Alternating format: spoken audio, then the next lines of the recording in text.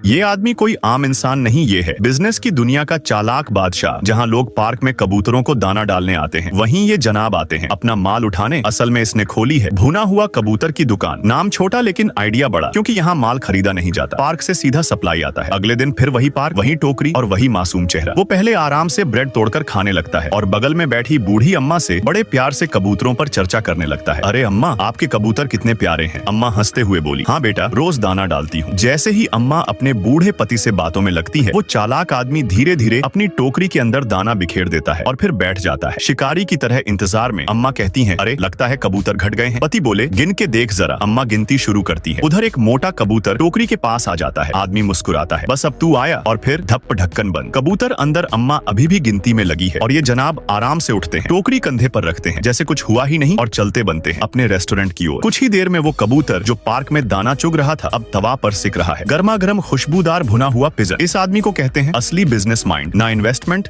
ना loss, bus park से उठाओ और प्लेट में सजाओ।